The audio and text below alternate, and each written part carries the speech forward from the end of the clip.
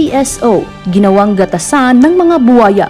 Bumaba ang bilang ng mga taong tumataya sa loto simula nang umusok ang issue sa umano'y dayaan at maging viral ang larawan na inedit na nanalo mano sa loto. Kung minsan, binabato pa ang loto outlet sa galit ng mga tao sa nangyayaring dayaan umano sa bola ng loto. Ito ang isinuwalat ni Clarissa Imperial sa pagdinig ng Senate Committee on Games and Amusement na pinamumunuan ni Senator Raffy Tulfo nitong Huwebes. Doon sa monthly na binibigay. So hindi nyo na tinitignan kung ginagawang illegal o legal yung pinapasok na pera. As long as nag-guaranteed kayo sa perang matatanggap nyo, that's it and that's all.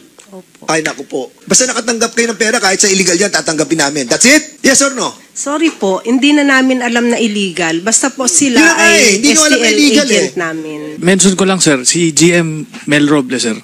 Pinatawag po kami sa opisina niya. So ang nangyari po kasi, merong legal, a few steps away yung illegal. Meron na ba ko yung inalisan na prangkisa dahil sa pagbabiolate ng inyong circular? Parang may mga nata-terminate naman po kami. Ano ang dahilan? Yung iba sa...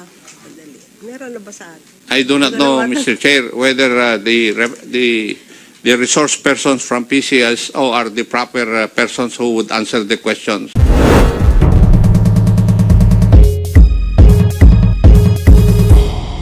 But why do you allow this kind of setup? Wherein, yung mga lugar ng ating mga kababayan, ginagamit ang kalye, ginagamit yung mga bahay nila, which in relation to Republic Act 9278, ano yan? May liability sila dyan. How do you find out yan ay mga illegal o legal? Sige, General Ardi. First of all, yung mga nangongolekta para dun sa legal, naka-uniform po yan. Meron po siyang identification card. May times po na yung mga pulis po natin, nakakahuli sila ng walang ID, hindi naka-uniform. Pag nahuli nila yon, maya-maya, meron ng certification galing doon sa company na employee nila yung tao. So, ang nangyari, hindi na namin fina-file po yung nakuha kita doon eh. Doon, malalaman mo yung identification kung sino ang legal sa illegal by giving up the IDs, ano? Okay? Yes, Your Honor. Yun ang ginagawa nila eh. But this kind of setup, wherein you put up yung betting station doon sa mga ganitong klase ng ano, are we not inviting our people to, di ba, dapat hindi nga natin masyadong pinapatronize yung sugal eh. But unfortunately, yung pag-identify kung ito ay legal o illegal, di ba, through the different IDs, ano, hindi mo ma-identified. So sa dami ng ganitong klase ng mga ng collection, ng mga betting, can you kindly tell this committee kung lahat siya na nakabalibot sa buong Calabarzon, lahat siya na nakabalibot sa probinsya ay ma-identify natin legal o illegal? Do we have that kind of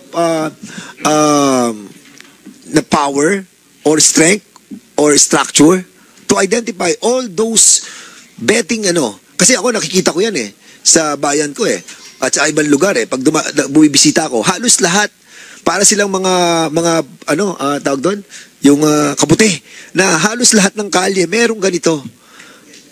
That sometimes parang nag-iisip ako, paano kaya na-identify to kung legal to o illegal? Considering that our manpower sa ating structure ay limited tayo. May I call on the PD of Laguna to please answer the question? Thank you. Okay, PD. Thank you, Your Honor. You're recognized. Sige, go ahead. Thank you, sir. In fact, yun po yung mga subjects natin for illegal gambling operations, yung mga nasa kalsada po. However, gaya ng sabi ni RD namin, na upon arrest, doon na sila nagpe-present ng mga certificate nila and IDs doon sa Fiscal's Office. So, isa po yun sa coordination namin with the STL operators, requesting them at least to provide us copies of list of their employees para during our operation, at least alam na po namin agad kung sino po yung mga legal employees nila po, sir. Hindi, okay, PD, no? Yes, medyo ligaw ako doon sa sagot mo. Sino ang sa PCSO na nandito? Yan, PCSO, meron pala tayong invited. Are we allowing this kind of setup wherein we cannot identify the legality and illegality of that different kasi ang dami nila as in talaga. Ngayon hindi mo ma-identify kung sino legal at legal doon. Chairman. Yes, Congressman Paduano. Anyway, hindi pa ako tapos doon. But in relation to that, Mr. Chairman, actually, if you really study about it, no? Kung parang kabuti na naglilipa na yung mga so-called betting station, problema talaga yan ng PCSO at saka ng local government. Because unless otherwise, they have the permit from the local government, pwede sila mag-operate. Di ba PCSO, tama? They have to get a permit from the local government for a betting station, ha?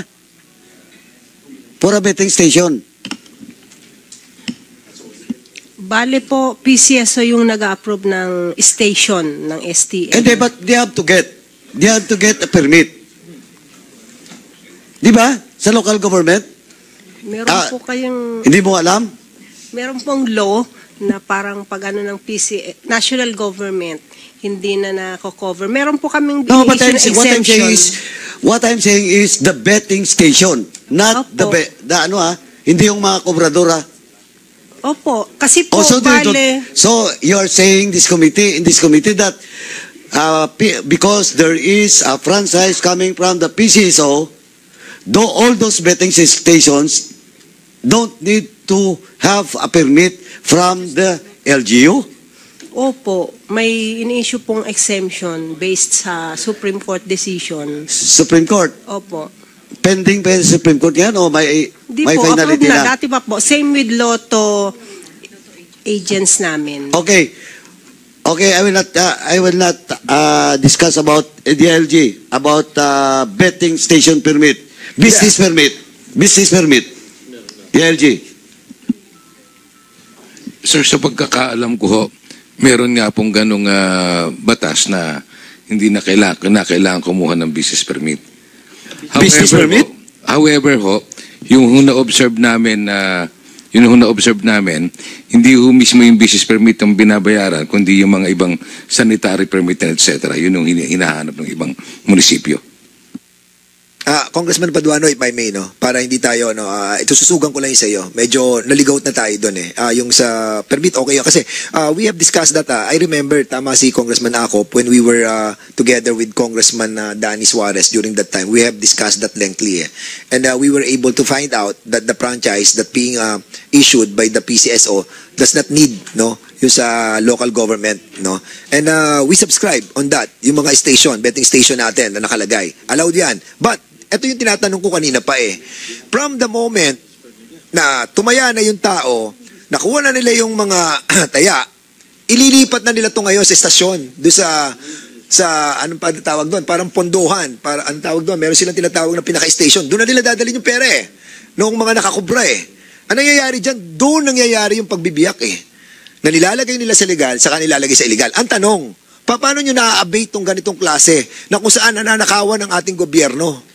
Dahil na nga, yung legal, ginagawa pa nilang illegal. Yung sugal, ginawa pa nilang illegal. Dahil nga, binibiyak nila eh.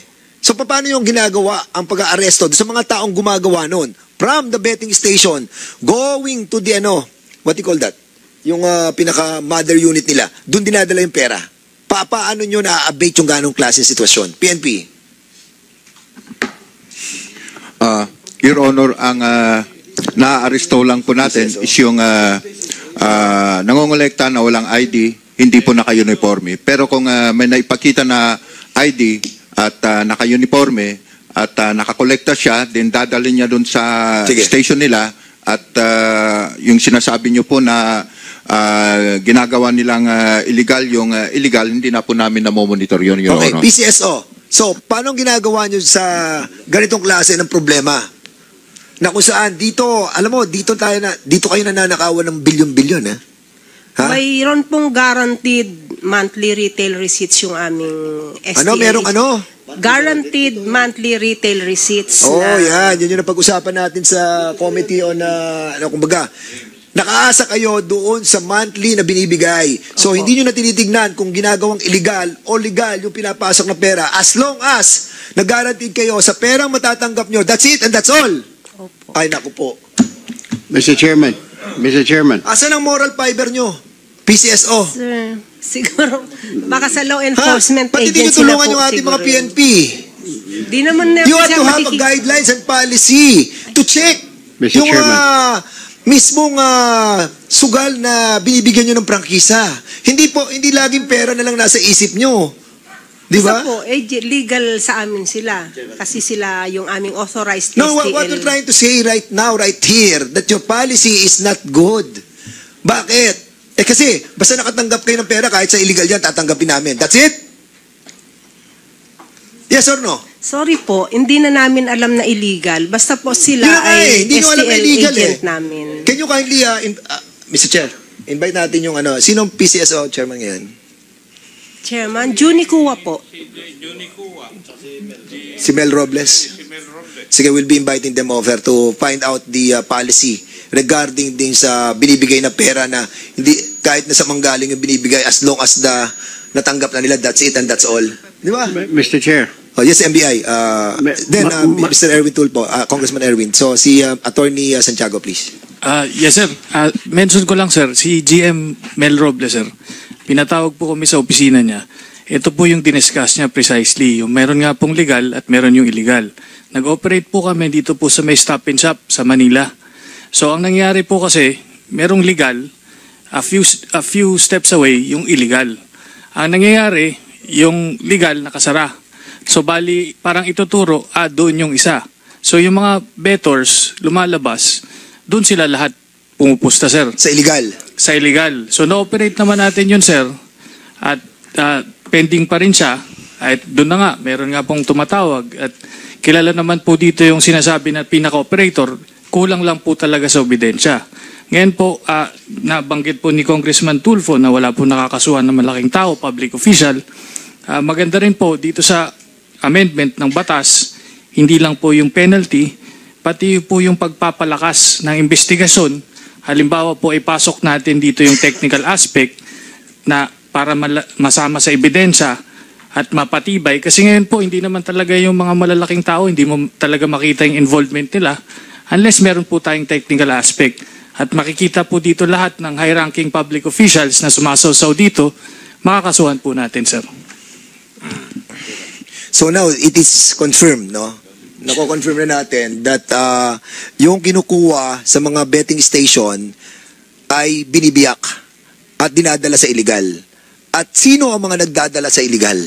Chairman. Yun ang mga tanong eh. At now I realize that really, yung pinag-uusapan namin kanina ni Congressman Acop, from the betting station, which is allowed by the PCSO, and because the policy of the PCSO is kahit sa legal yan at illegal, tanggapin natin, di ba? At pagkatapos, pagdating ng mga kinubra nila, doon nila hinahati. And now it is being confirmed by the, you are from NBI. Yes, sir. From NBI. Chairman. So, okay. Sige, Congressman Paduano, please. Anyway, Chairman, ito actually yung the situation that was mentioned by the NBI, yun yung sinasabi ko eh. Kasi PCSO, kaya talaga sa guidelines you review and amend your guidelines. Dapat only those betting stations recognized by PCSO at the same time may business permit ng LGU. Problema yan ng police. How can they act on it kung mismo ang PCSO parang short of saying is you're cuddling illegal bettors and illegal betting stations. Dapat sa guidelines yung malinaw na only those betting stations recognized by PCSO at the same time they should provide a business permit. Kasi pag wala business permit, just like what the NBI has mentioned, ito yung legal, ito yung illegal, sarado, bukas to, what can the police do? Yes, oh. Pero kung walang business permit, pwede nila doon nila idaan. Hulihin, pasara. Alam naman natin yan na na by bukis eh. 'Di ba? Ang bukis ito siyempre yung bukis ito yung legal daw dahil may mga IDs, may mga certificate, blah blah, etc. Pero percentage of that, smaller percentage remitted to the PCSO, pero yung malaking porsyento, binabangkahan nila. Ayun naman talaga ang totoo, madam, di ba? PCSO. And you cannot just point your finger to the police. In the first place, kayo po may problema. Tingnan mo, NBI na mismo. Bakit hindi makagalaw? Dahil may problema, for example, isang guideline siya dapat, Only those na nagpapataya, na may ID mismo, yun lang dapat ang legal. Hindi yun after apprehension ng police, sa kalalabas yung certification. Ganon din yung mga betting station. Pagpasok ng police, illegal, lalabas yung certification. And you allow it. Dapat ayusin na yan yung guidelines nyo. Hindi pwede na after apprehension, sa kalalabas yung certification at mga IDs. PCSO, can you reply? Nahihirapan. You're pointing your finger to the PNP, pero nahihirapan din police natin. Well, in fact, ang NBI nga, problema na, hindi na nila magalawan dahil lalabas na naman yung certification ng betting station. Question, Congressman Paduano, if I may, no?